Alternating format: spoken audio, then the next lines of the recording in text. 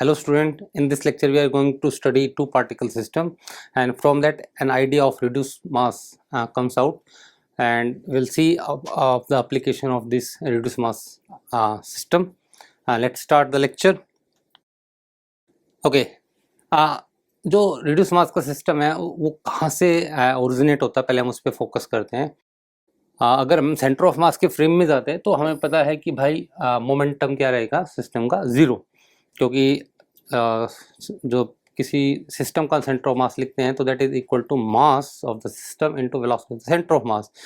अगर centre of mass के frame से ही देख रहे हैं तो सेंटर ऑफ मास की वेलोसिटी क्या होगी, ज़ीरो, तो मोमेंटम तो ज़ीरो। लेकिन मैं अगर काइनेटिक एनर्जी लिखना चाहूँ, ठीक है, सेंटर ऑफ मास के फ्रेम में, तो let's see what comes out, क्योंकि हमें एनर्जी एनालिसिस भी करना है apart from the vector analysis that is called momentum vector. तो मैं अगर नेट काइनेटिक एनर्जी लिखना चाहूँ, और specially for the two particle system, but I will do for the many particle system and then I will come to the two particle system. तो जब मैं उसमें काइनेटिक एनर्जी लिखने जाऊँगा तब आइडिया आता है रिड्यूस मास सिस्टम का। तो लेट्स से कि एक पार्टिकल है m1 मास का, v1 वेलोसिटी से मूव कर रहा है, दूसरा है v2 वेलोसिटी से मूव कर रहा है, तो वेक्टर है, ठीक है, कोई ज़रूरी नहीं कि लीनियर डायरेक्शन में ही हो। तो मैं अब इसकी काइनेटिक एनर्जी लिखना चाहूँ सिस्टम की, ऐसे 3, 4 भी हो सकते हैं। तो काइनेटिक एनर्जी क्या आएगी सिस्टम की, that would be half m1 v1 square plus half m2 v2 square. यहाँ पे v1 स्क्वेयर एक्चुअल में v1 डॉट v1 है, v1 वेक्टर डॉट v1 है, वेक्टर है। ओके, नाउ मैं अब इसकी काइनेटिक एनर्जी सेंटर ऑफ मास को बीच में ला के उस तरीके से लिखना चाहूँ, यानी कि इंटरमीडिएट पॉइंट सेंटर ऑफ मास को ले लूँ मैं, जहाँ पे सेंटर ऑफ मास की वेलोसिटी है that is m1 v1 plus m2 v2 over m1 plus m2। और मैं अब एनर्जी वेलोसिटी लिख सकता हूँ v1 की with respect to centre of mass, that is v1 with respect to centre of mass plus velocity of centre of mass. उसी तरीके से मैं 2 की भी लिख सकता हूँ, और इस चीज़ को मैं अगर इसमें प्लग कर दूँ तो I will get half m1 v1 vector dot v1। तो मैं अब इन दोनों का डॉट प्रोडक्ट लूँ तो क्या आ जाएगा भाई, a square plus b square plus 2a dot b। तो that will come out to be v1 cm square plus v cm square plus 2 v1 cm dot v cm, ठीक है। और उसी तरीके से दूसरी टर्म आ जाएगी half m2 v2 cm square plus v cm square plus 2 v2 cm dot vc। इस idea को आप थर्ड, फोर्थ एन पार्टिकल के लिए भी एक्सटेंड कर सकते हो। तो आप देखोगे अगर इस तरीके से हम चीज़ों को ऐड करें तो what will this term gives us, half ये आ गई m1 v1 cm square plus half m2 v2 cm square. अगर दूसरी टर्म्स को हम ऐड करें, ठीक है, v cm स्क्वेयर कॉमन आ जाएगा, तो that would be half v cm square common, और इधर मैं ऐड करता जाऊंगा m1 m2 plus m3 mn, तो ये आ जाएगा total mass of the system. जो थर्ड टर्म है उसमें VCM कांस्टेंट है और 2 से 2 मल्टीप्लाई हो जाएगा, तो I will be getting here that VCM with dot, और यहाँ पे आ जाएगा m1 v1 cm, ठीक है, plus m2 v2 cm and so on. तो अगर आप ध्यान से ऑब्जर्व करें तो what is that, this is momentum of the first particle with respect to centre of mass, and this is the momentum of the second particle with respect to centre of mass, and m1 v1 plus m2 v2 that gives us the total momentum of the system. लेकिन यहाँ पे frame क्या है, centre of mass, so this will gives us the total momentum of the system with respect to centre of mass. तो centre of mass के frame में centre of mass की velocity क्या होगी, जीरो, तो this term will be always zero. आप 2 particle 3 particle किसी के लिए आप बात कर सकते हो। तो अब यहाँ पे जो काइनेटिक एनर्जी ऑफ सिस्टम है सेंटर ऑफ मास के थ्रू हम लिखना चाहें तो this is the kinetic energy of the system with respect to centre of mass. आप m3 v3 cm स्क्वायर है, सबकी वेलोसिटी किससे मेजर की जा रही है, सेंटर ऑफ मास से, so that is the kinetic energy in frame of center of mass, that is kinetic energy of system with respect to center of mass। और ये है half m of system VCM square. तो ये कुछ इस तरीके की टर्म है कि सारा का सारा मास m सेंटर ऑफ मास के पोजीशन पे रख दे तो वहाँ पे जो काइनेटिक एनर्जी आएगी that will be half m VCM square simply. लेकिन इसके अलावा एक एडिशनल टर्म भी आ रही है, वो क्या है, kinetic energy of the centre of system with respect to centre of mass. अब मैं इस आइडिया को दो पार्टिकल में ही लिमिट रखना चाहूँ तो व्हाट विल कम आउट, यहाँ पे मुझे m1 VCM यानी कि V1CM फाइंड आउट करना पड़ेगा। V1CM क्या होगा, तो आप देखो भाई V1CM होगा, यहाँ से हम देखेंगे तो that will B V1CM will be V1 minus VCM, ठीक है।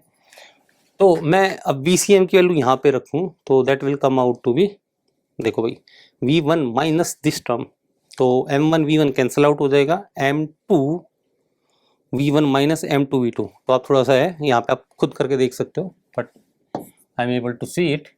M1 V1 वो कैंसिल आउट हो जाएगा, तो that is coming out to be V1CM is equal to M2 और यहाँ से बच जाएगा V1, तो V1 माइनस V2, ओके।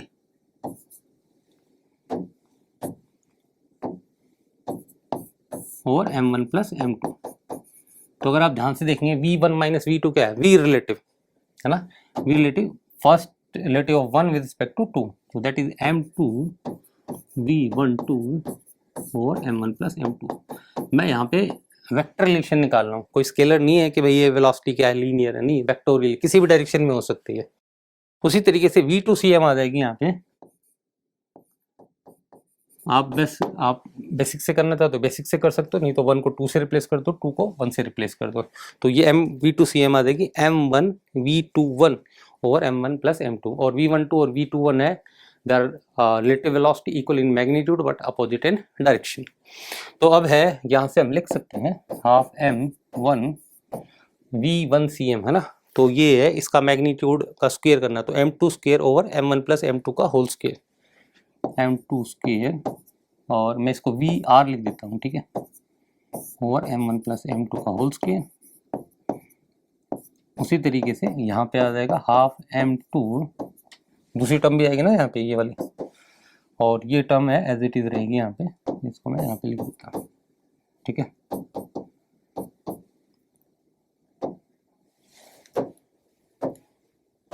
तो यहाँ पे आ जाएगा M2 M1 square V relative square और M1 प्लस M2 का होल स्क्वायर। तो आप देखो इसमें से हाफ V रिलेटिव स्क्वायर आप कॉमन निकाल सकते हो और साथ में M1 M2 भी कॉमन निकाल सकते हो।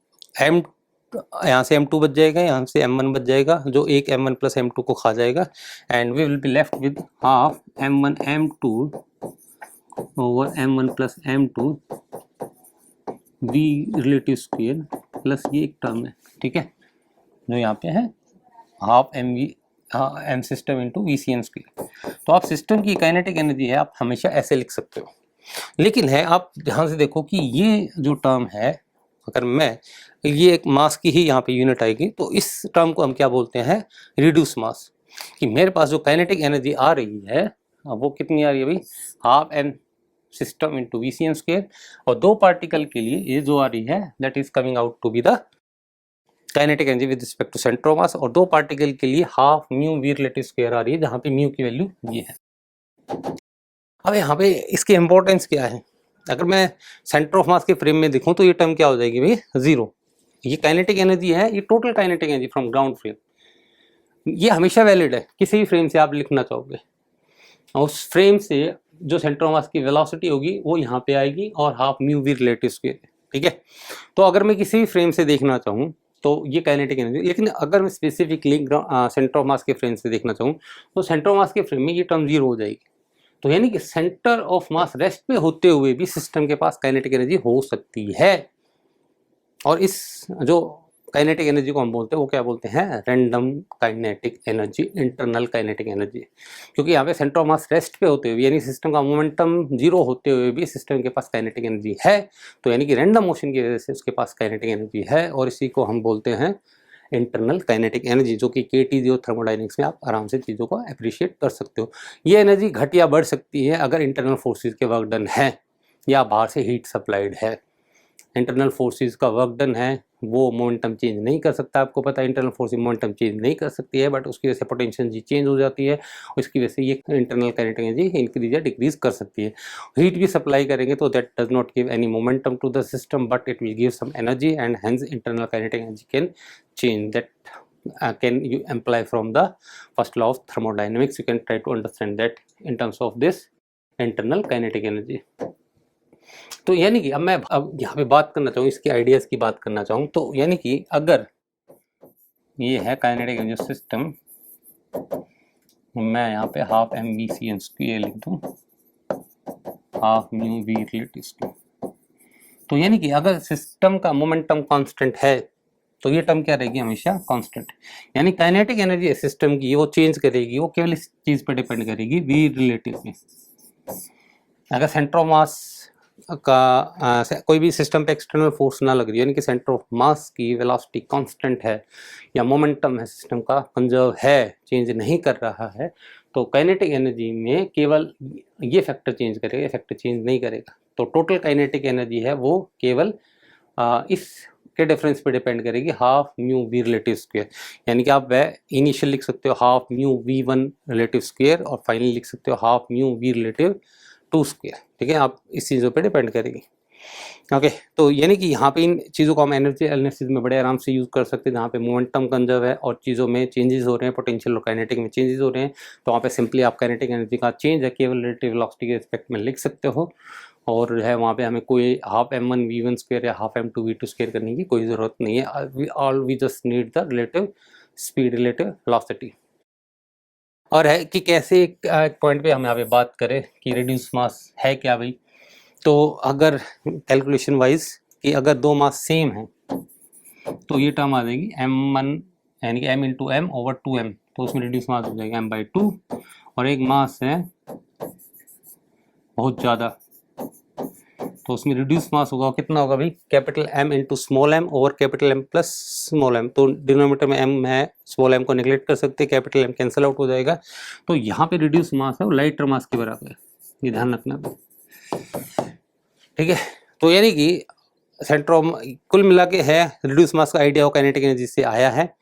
ये हमें चीज़ों पे यहाँ पे और इसका यूटिलिटी कहाँ पे है उन चीज़ों पे हम फोकस करते हैं कि फर्स्ट है कहाँ पे across the spectrum of mechanics the reduce mass idea is highly being used. जैसे मैं पहली बात करूं कि 2 पॉइंट मासेस का मोमेंट ऑफ इनर्शिया की बात करूं अबाउट सेंटर ऑफ मास, है ना, that would be mu R square m1 m2 over m1 plus m2। आप बेसिक से कैलकुलेट कर सकते हो, ये सेंटर ऑफ मास का पॉइंट है और इसके about moment of inertia calculate करना चाहते हो, ये डिस्टेंस है m2 r over m1 plus m2, और उस तरीके से यहाँ पे लिख सकते हो। और मोमेंट ऑफ इनर्शिया कितना होता है m1 r1 square plus m2 r2 square, and this term on simplification will gives us this, and this is the minimum moment of inertia of the two particle system about an axis passing through the line joining the 2 point masses perpendicularly. Time period अगर m1 और m2 मास है, आप simple spring pendulum की बात करते हो, time period 2π√m की है। लेकिन अगर डिफरेंट मासेस है तो वहाँ पे जो म्यू मास की जहाँ पे इक्विवेलेंट मास आ जाएगा वो रिड्यूस मास के बराबर होगा। और इस आइडिया को आप आगे फर्दर एक्सटेंड कर सकते हो कि भाई अगर इसी 2 पार्टिकल सिस्टम की मैं बात करूं, अगर इसमें बहुत ज़्यादा मास है, एक का बहुत बड़ा मास है, तो एक तरीके से ये वो सिंपल स्प्रिंग पेंडुलम में ही कन्वर्ट हो जाएगा। तो let this is capital M और दिस इज स्मॉल m, तो इसमें रिड्यूस मास हम पहले बता चुके हैं स्मॉल m के बराबर होगा, तो दैट इज 2π√m/k, तो that case reduces into the original case. अब है ये अक्रॉस द स्पेक्ट्रम में पहली बात कर रहा था, ग्रेविटेशन में अगर 2 पॉइंट मासेस है तो center of mass about they rotate about their common center of mass with some constant angular velocity। ठीक है, क्योंकि भाई ये हमेशा है सेंटर ऑफ मास इसी पॉइंट पे होना चाहिए, तो एक दूसरे के हमेशा अपोजिट होंगे, तो एंगुलर वेलोसिटी सेम रहेगी। उसको फाइंड आउट करने के लिए हम ऐसी बात कर सकते हैं कि एक पॉइंट से r डिस्टेंस पे एक रिड्यूस मास है ओमेगा एंगुलर वेलोसिटी से घूम रहा है अंडर दिस फोर्स gmm/r², यानी कि इस फोर्स से एक ही पॉइंट मास घूम रहा r रेडियस में विद एंगुलर वेलोसिटी ओमेगा। ठीक है, तो आप इसे डायरेक्ट है ओमेगा फाइंड आउट कर सकते हो। तो ये फार्मूला याद करना इजी है। तो इसमें ओमेगा आ जाएगा आपका G M plus M over R cube. तो इस आइडिया को फर्दर एक्सटेंड कर सकते हो भाई, 3 पार्टिकल सिस्टम है, 4 पार्टिकल सिस्टम है, तो यहाँ पे नेट मास आता चला जाएगा। सिंगल मास के लिए हमें आपको पता है, डबल मास के लिए एंड सो ऑन। तो this idea helps us in understanding the all particular other results.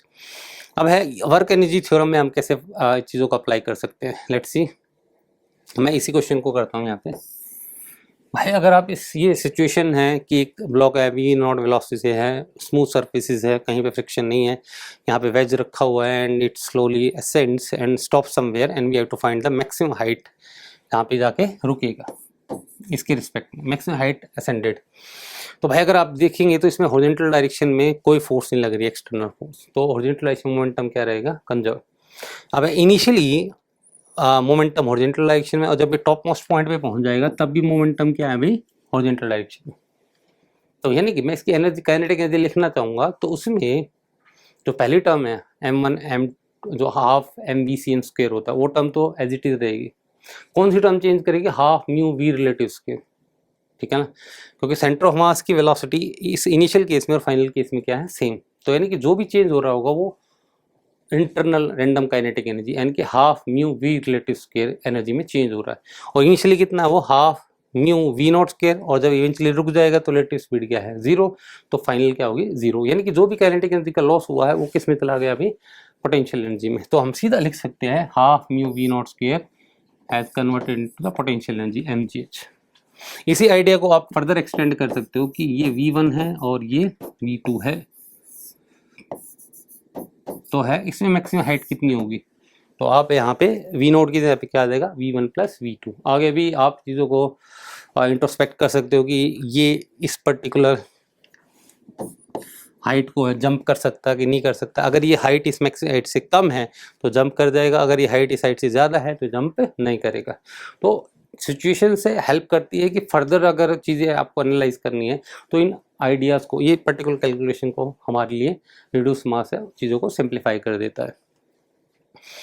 Again यही चीज़ें हैं कि भाई सेंटर ऑफ मास के फ्रेम में कोई भी, यहाँ पे है बात करूँ मैं हॉरिजॉन्टल डायरेक्शन में कोई भी फोर्स लेगी तो मोमेंटम कंजर्व रहेगा। तो सेंटर ऑफ मास के फ्रेम में है ना, या मैं कहूँ कि नेट काइनेटिक एनर्जी के लिखने के लिए तब हम इस टर्म का यूज़ करते हैं। बार बार मैं उसी चीज़ पे फोकस कर रहा हूँ, half mv/c² plus half mu V relative square. तो एक्सटर्नल फोर्स ना होने की वजह से ये जो टर्म है कांस्टेंट रहेगी। तो जो भी काइनेटिक एनर्जी में चेंज हो रहा होगा सिस्टम की, वो इस टर्म की वजह से होगा। तो इवेंचुअली मैक्सिमम इलोंगेशन के लिए हम बात करेंगे तो वो क्या हो जाएंगे भाई, दोनों के दोनों रुक जाएंगे, इकट्ठे रुकेंगे। क्यों रुकेंगे भाई इकट्ठे, क्योंकि सेंटर ऑफ मास के फ्रेम में नेट मोमेंटम 0 है। अगर एक रुका हुआ है दूसरा नहीं रुका हुआ है तो इसका मतलब नेट मोमेंटम नॉन जीरो है, तो you are violating the law of conservation of a linear momentum.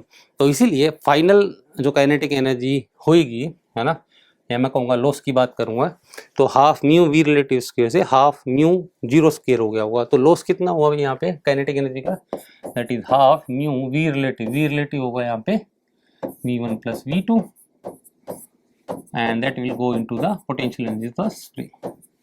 और म्यू को आप क्या लिख सकते हो, m1 m2 over m1 plus m2। तो आप बेसिक से सॉल्व करना चाहोगे तो आप पहले मोमेंटम कंजर्व करोगे, v से आएगा, फिर एनर्जी कंजर्वेशन का एक्सप्रेशन लिखोगे, उसमें आपको क्रॉस मल्टीप्लाई कैलकुलेशन बड़ी लेंथी हो जाएगी, but here you are doing it straightforward manner. अब है एक आइडिया और ग्रेविटेशन की 2 पॉइंट मासेस है, मैं सिंप्लिसिटी के लिए दोनों का मास सेम ले लेता हूँ। अब है इसमें ये पूछा गया है कि एक को कितनी वेलोसिटी दी जाए कि ये दोनों इंटरेक्शन फ्री हो जाए, मतलब कि एक दूसरे से इनफाइनाइट पोजीशन पे पहुंच जाए। अब है कई तो ऐसे करेंगे इंटरेक्शन फ्री के लिए नेट एनर्जी यहाँ पे 0 कर देंगे, दैट विल बी रॉन्ग। हवाई, क्योंकि यहाँ पे अगर नेट एनर्जी 0 करोगे है ना, आप कहते भाई एस्केप स्पीड की तरह की बात होगी, लेकिन यहाँ पे दोनों मास फ्री है। यहाँ पे हम एक की बात करते थे तो उसमें एक फ्री नहीं होता था अर्थ से कितनी स्पीड से फेंका जाए। तो अब है यहाँ पे फ्री है तो इसका मतलब है इसका मोमेंटम कंजर्व रहना चाहिए। तो आप सारी की सारी काइनेटिक एनर्जी को पोटेंशियल में कन्वर्ट कर दोगे तो आप तो लॉ ऑफ कंजर्वेशन को वायलेट कर रहे हो। तो इसीलिए हम ऐसा नहीं कर सकते कि नेट एनर्जी को यहाँ पे 0 कर दिया जाए, यानी कि इनफाइनाइट सेपरेशन पे भी इसमें कोई इनके पास कोई ना कोई काइनेटिक एनर्जी रहेगी। But with respect to centre of mass you can say that, क्योंकि सेंटर ऑफ मास के फ्रेम में मोमेंटम जीरो है तो इनफाइनाइट पे वो क्या हो सकते हैं भाई, they can come at rest. तो यानी कि मैं अब इसका लिखना चाहूँ, क्योंकि इसका मोमेंटम क्या रहेगा, सिस्टम का कंजर्व रहेगा, तो काइनेटिक एनर्जी मैं इस तरीके से लिख सकता हूँ कि that is half mvcn square plus half mu V relative square. तो ये चीज़ है कांस्टेंट रहेगी, तो यानी कि जो भी चीज़ चेंज करेगी वो ये चीज़ चेंज करेगी। तो यानी कि मैं यहाँ पे ऐसे बात कर सकता हूँ इस इनिशियल सिचुएशन में और फाइनल सिचुएशन में, जब इनफाइनाइट पे पहुंच जाएंगे तो काइनेटिक एनर्जी का जो लॉस होगा वो ये होगा half mu V naught square. और ये है किस फॉर्म में चला जाएगा, पोटेंशियल एनर्जी के चेंज में। पहले पोटेंशियल एनर्जी है -gm1m2/r, इनफाइनाइट पे 0, तो that will be the gain in potential energy and that will be gm square over r। तो आप सीधी एनर्जी जीरो करोगे तो गलत एक्सप्रेशन आएगा। Yes, this will be the correct way. Now अब है कि मैं दो पार्टिकल के कोलिजन को इसमें स्टडी करना चाहूँगा कि दो पार्टिकल में अगर हम बात करेंगे तो सेंटर ऑफ मास के फ्रेम में उनका मोमेंटम हमेशा जीरो रहेगा। पॉइंट ये हमें पता है, तो एनालाइज बड़े इजीली कर सकते हैं। ऑल्दो हमने इसका यूज़ पहले भी किया है, बट यहाँ पे फॉर्मल मैनर में आपको चीज़ें बता रहा हूँ कि दो पार्टिकल है carry equivalent opposite momentum, by net momentum zero है तो उनके पास इक्वलेंट अपोजिट होना चाहिए। अब कोलिजन होने के बाद मोमेंटम का मैग्नीट्यूड सेम रहेगा इलास्टिक कोलिजन्स के अंदर, ठीक है, क्योंकि भाई मोमेंटम अगर चेंज हो गया तो क्योंकि एनर्जी का लॉस नहीं हो सकता, half mu V relative square. Elastic collision में जो एनर्जी है लॉस नहीं हो सकती, तो half mu relative will remain same. तो यानी जितनी स्पीड से पहले अप्रोच कर रहे थे, after collision they should separate with that same speed. तो काइनेटिक एनर्जी इसमें चेंज नहीं करेगी, यानी कि जितनी स्पीड से हिट कर रहे हो उतनी स्पीड से वापस जाएगी। इवन मोमेंटम है magnitude wise will remain same, but अगर इन इलास्टिक कोलिजन, ठीक है, तो वो ई टाइम्स हो जाएगा, ठीक है। E1 है तो इलास्टिक हो जाएगा, E0 है तो इन इलास्टिक हो जाएगा। अब है बात क्या उठती है कि अगर मैं इसमें बात करूं कि मैक्सिमम लॉस कितना हो सकता है कोलिजन के अंदर, तो साफ साफ दिखता है कि भाई मैं अगर बाहर से देख रहा हूँ इस सिस्टम को तो इसकी काइनेटिक एनर्जी लिखना चाहूँगा, तो that would be half mvcn square plus half mu V relative square. तो भाई कोई भी एक्सटर्नल फोर्स नहीं लग रही तो ये टर्म है चेंज नहीं होएगी, तो काइनेटिक एनर्जी में चेंज हो इस टर्म से होएगा, ठीक है। तो बिफोर कोलिजन आफ्टर कोलिजन, यानी कि मैक्सिमम लूजेबल एनर्जी सिस्टम के पास ये है, इट कैन बिकम जीरो, ठीक है। With respect to centre of mass है उनकी काइनेटिक एनर्जी क्या हो जाए, जीरो। तो this is the maximum possible loss of the energy, kinetic energy of the system. तो जब भी कोलिजन हो रहा होगा this is the maximum possible loss. तो हाफ म्यू भी रिलेटिव है, जीरो हो जाएगी, उस कोलिजन को हम क्या बोलेंगे, इलास्टिक कोलिजन। लेकिन अगर उसकी बात करें, यानी कि हम एनर्जी लॉस को एक तरीके से हम बात करें, काइनेटिक एनर्जी जो लॉस हो रहा है वो एक्चुअल में किन पे डिपेंड कर रहा है, रिलेटिव वेलोसिटी से, ठीक है। तो यानी कि डेल्टा के इज एक्चुअली लॉस की बात कर रहा हूँ, मैं चेंज की बात कर रहा हूँ, चेंज है वो आ जाएगा हाफ म्यू, यहाँ पे आ जाएगा फाइनल V1 माइनस V2, ठीक है। मैं स्क्वायर या ऐसे कर देता हूँ, ठीक है।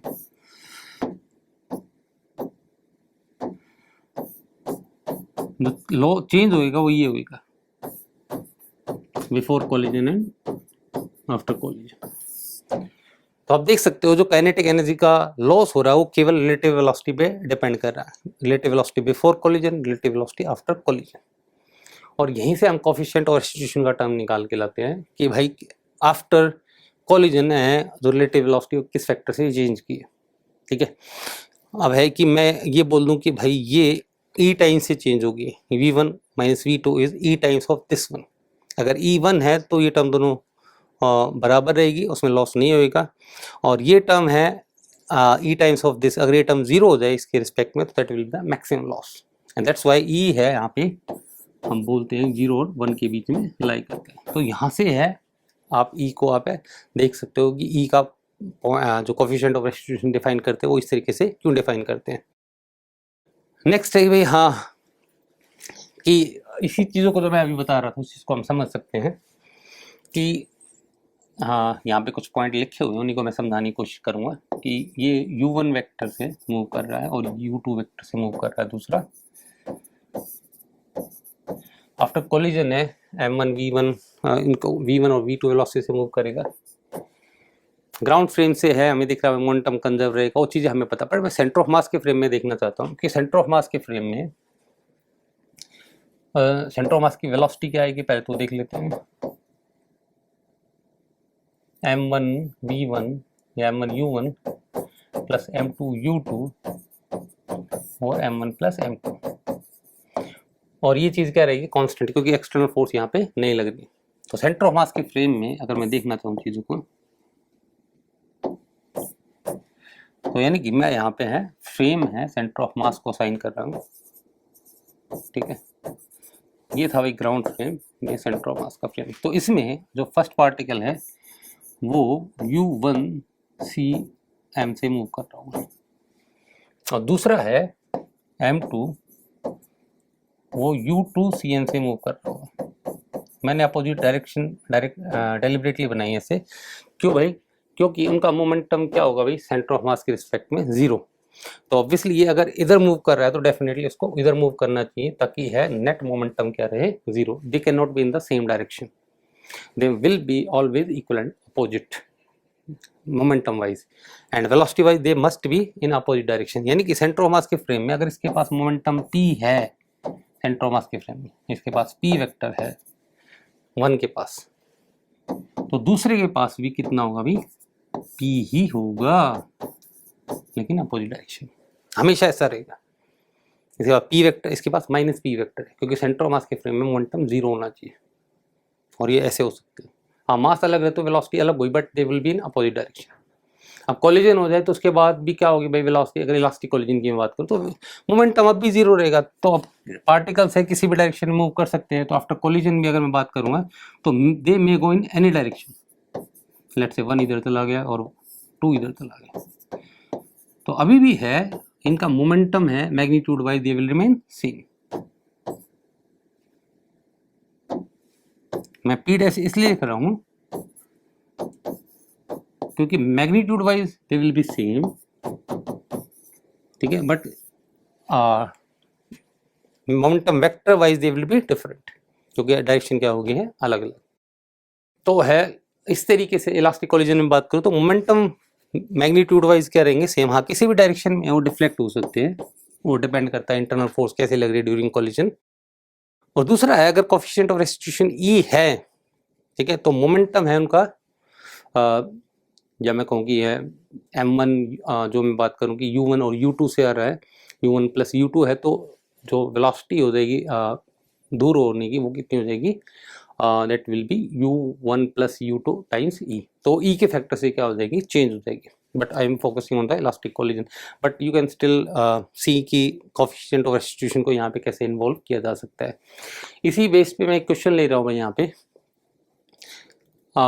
One particle of mass m1 strike stationary mass m2 with speed v। तो मैं सीधा स्ट्रेट फॉरवर्ड बात करता हूँ, m1 और ये v स्पीड से जा रहा है और यहाँ पे m2 मास है, तो इसे टकरा के किसी भी डायरेक्शन में जा सकता है, ठीक है। बट पॉइंट क्या है भाई, एनर्जी यानी कि यहाँ पे कोफिशिएंट ऑफ रेस्टिट्यूशन E है, वो क्या रहना चाहिए 1, और है मोमेंटम कंजर्व रहेगा irrespective of what is happening. तो आफ्टर कोलिजन है कुछ भी हो सकता है, ये v m1 है ऐसे जा सकता है एट θ1, और m2 है ऐसे θ2 पे जा सकता है।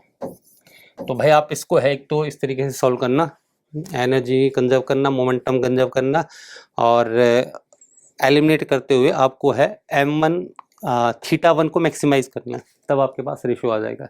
तो ये आपके लिए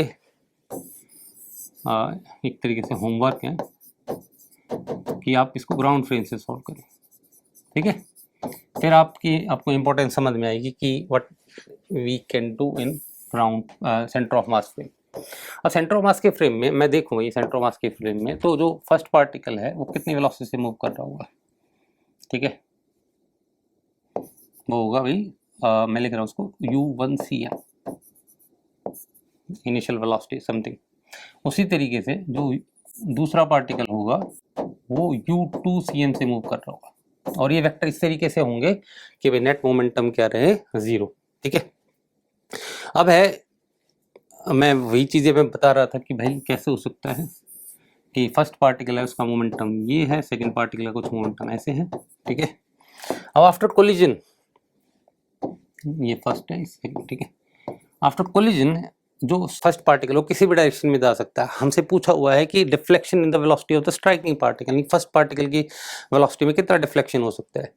तो भाई आप कितनी भी किसी भी डायरेक्शन में लेके जा सकते हो, यानी कि जो मोमेंटम का मैग्नीट्यूड यहाँ पे है, लेट्स से p, वही मोमेंटम का मैग्नीट्यूड यहाँ पे भी रहेगा, but it can be eight any angle theta. ठीक है, लेकिन हमें क्या करना है भाई, ये एंगल कुछ भी हो सकता है, लेकिन हमें ग्राउंड फ्रेम में डिफ्लेक्शन को मैक्सिमाइज कराना है। ठीक है, अब मैं कैसे कर सकता हूँ भाई कि मुझे एक्चुअल में जो v वेलोसिटी वेक्टर है ग्राउंड फ्रेम में, जो फाइनल वेलोसिटी वेक्टर है उसको देखना पड़ेगा कि उसका है इनिशियल वेलोसिटी वेक्टर के साथ एंगल मैक्सिमम कब होगा। तो लेट्स सी, तो मैं यहाँ पे देखता हूँ भाई कि सेंटर ऑफ मास की जो वेलोसिटी है वो इस डायरेक्शन में है, और वो कितनी है अभी, m1u over m1 plus m2। तो अब यहाँ पे डायरेक्शन मैटर करेगी, तो मैं इसलिए यहाँ पे मैग्नीट्यूड लिख रहा हूँ साथ में डायरेक्शन। तो ये सेंटर ऑफ मास की वेलोसिटी है। अब है फर्स्ट की मैं डिफ्लेक्शन की बात कर रहा हूँ, इसमें ये भी दे रखा है कि m1 is greater than m2। Okay, एक ये चीज इंफॉर्मेशन भी यहाँ पे जरूरी है, m1 is greater than m2। Okay, एरिडो का क्वेश्चन है वैसे ही। ठीक है, तो सेंटर ऑफ मास के फ्रेम में जो फर्स्ट पार्टिकल है उसकी वेलोसिटी है, सेंटर ऑफ मास की वेलोसिटी ये है। ठीक है, ओके, नाउ फर्स्ट पार्टिकल और सेकंड पार्टिकल की वेलोसिटी क्या होगी। तो सेकंड पार्टिकल है उसका इनिशियल वेलोसिटी 0 थी, तो सेंटर ऑफ मास की जो वेलोसिटी उसके अपोजिट डायरेक्शन में आ जाएगी, क्योंकि सेंटर ऑफ मास इस डायरेक्शन में मूव कर रहा होगा, सेंटर ऑफ मास के फ्रेम में ये वेलोसिटी इतनी हो जाएगी। तो this will be the velocity and that would be m1u over m1 plus m2। तो ये जो वेलोसिटी है ये सेकंड पार्टिकल की with respect to centre of mass. ठीक है, और यहाँ पे m2 होगा या m1 होगा, उसकी वेलोसिटी कितनी हो जाएगी, m2u over m1 plus m2। आपको मैं ये चीज़ें पहले ही बता चुका था, मैं स्टार्टिंग में बताया था कि आप रिलेटिव वेलोसिटी फाइंड आउट कर सकते हो इन वेक्टर फॉर्म। आप बैक जाके आप देख सकते हो कि u1cm would be equal to m2 है ना v12 over m1 plus m2। ये उसमें जाके देख सकते हो। मैं यहाँ पे स्ट्रेट फॉरवर्ड भी लिख सकता था कि सेंटर ऑफ मास के फ्रेम में हो जाएगी m2 की velocity m1 times relative velocity that is u over m1 plus m2। तो ये चीज़ें हैं, वहाँ से भी आप लिख सकते थे, पर मैंने यहाँ पे दोबारा से आपके सामने कर दिया। तो ये वेलोसिटीज है सेंटर ऑफ मास के फ्रेम में। ठीक है, तो यानी कि अब मैं मोमेंटम की बात करूं तो this momentum is going to be m1 m2 u over m1 plus m2। ठीक है, इतना ही मोमेंटम इसका है, आप देख सकते हो यहाँ पे। ठीक है, अब मुझे है ग्राउंड फ्रेम में डिफ्लेक्शन मैक्सिमम चाहिए, तो यानी कि सेंटर ऑफ मास के फ्रेम में पहले का मोशन में ऑब्जर्व करूं तो कुछ ऐसा हो रहा होगा कि ये u1 vcm से जा रहा होगा, और सेंटर ऑफ मास के फ्रेम में अभी किसी भी डायरेक्शन में डिफ्लेक्ट हो सकता है। ये मैंने आपको दिखाया, ये वही यहाँ पे इधर भी जा सकता है, इधर भी जा सकता है, किधर भी जा सकता है। ठीक है, डिफ्लेक्ट होने के बाद भाई अगर ये इधर चला गया, ठीक है, तो दूसरा है इधर जाएगा, ये है P है तो दूसरे के पास माइनस P होगा, और अगर ये P डैश है तो ये माइनस P डैश हो जाएगा आफ्टर कोलिजन। तो अगर ये P वेक्टर से इधर जा रहा है और P वेक्टर से इधर जा रहा है, क्योंकि मोमेंटम क्या होना चाहिए, 0। ठीक है, with respect to centre of mass after collision, ये किधर भी जाए, ठीक है, तो दूसरा उसके अपोजिट डायरेक्शन में जाएगा, क्योंकि सेंटर ऑफ मास के फ्रेम में मोमेंटम क्या है, 0। और इलास्टिक कोलिजन में है काइनेटिक एनर्जी चेंज नहीं होनी चाहिए, तो p²/2m के हिसाब से मोमेंटम का मैग्नीट्यूड भी चेंज नहीं होना चाहिए। तो यानी कि कोलिजन के बाद जस्ट इसमें डिफ्लेक्शन होगा आर्बिट्रेरी, वो मैं आपको बता चुका हूँ, और ये डिपेंड करता है इंटरनल फोर्सेस पे। तो आफ्टर डिफ्लेक्शन, ठीक है, ये तो वही इनिशियल वेलोसिटी वेक्टर जो कि कांस्टेंट है। After deflection it can be in any direction. मैं इसको बोल रहा हूँ V1CM आफ्टर कोलिजन, ठीक है। आफ्टर कोलिजन है, ये है किसी भी एंगल पे हो सकता है, 30, 60, 0 पे भी हो सकता है, अपोजिट डायरेक्शन में हो सकता है, कहीं पे भी हो सकता है, मैं इन जनरल बात कर रहा हूँ। तो let this angle is theta, इसी को थीटा बोला था हमने, ठीक है। तो अब है ग्राउंड फ्रेम में जो इसकी वेलोसिटी आएगी वो कितनी होगी भाई, इन दोनों का रिजल्टेंट है ना, this is going to be V1 और ये है डिफ्लेक्शन, क्योंकि भाई 1 की वेलोसिटी या सेंटर ऑफ मास की वेलोसिटी इस डायरेक्शन में। तो फाई को हमें यहाँ पे क्या कराना है, मैक्सिमाइज। अब फाई को मैक्सिमाइज कैसे करा सकते हैं, लेट्स सी कि भाई ये और ये है ना, इन दोनों की जो वैल्यू है वो मैग्नीट्यूड वाइज क्या है, फिक्स है, ठीक है। ओके, U1CM V1 हम कैसे फाइंड आउट कर सकते हैं भाई, V1CM यानी कि सेंटर ऑफ मास के फ्रेम में वेलोसिटी है plus velocity of centre of mass, this is not UCM, this is our VCM, ठीक है। हम ऐसे लिखते हैं ना भाई कि velocity of first particle is equal to velocity of first particle is equal to centre of mass plus velocity of centre of mass. तो मैं V1 फाइंड आउट करना चाह रहा था, तो that would B VCM plus V1CM। तो V1CM है वो इनिशियल वेलोसिटी की डायरेक्शन में किधर भी हो सकता है, क्योंकि initial velocity centre of mass की या velocity of centre of mass या initial velocity of first particle they are in the same direction. तो अब आफ्टर कोलिजन है जो फर्स्ट पार्टिकल किधर भी डिफ्लेक्ट हो सकता है, यानी कि at any angle theta, but we have to maximise angle between V1 vector and VCM या initial velocity vector of the first particle और the velocity of centre of mass which is in horizontal direction. तो हमें phi maximise करना है। तो phi maximise एक तरीके से भाई ये दो वेक्टर है, ये एक फिक्स्ड मैग्नीट्यूड का वेक्टर, ये फिक्स्ड मैग्नीट्यूड का वेक्टर है। अब मैं इसको है, इसकी डायरेक्शन फिक्स है, इसकी डायरेक्शन फिक्स नहीं है, तो इसकी डायरेक्शन इस तरीके से हो कि भाई एंगल फाई क्या हो जाए, मैक्सिमम।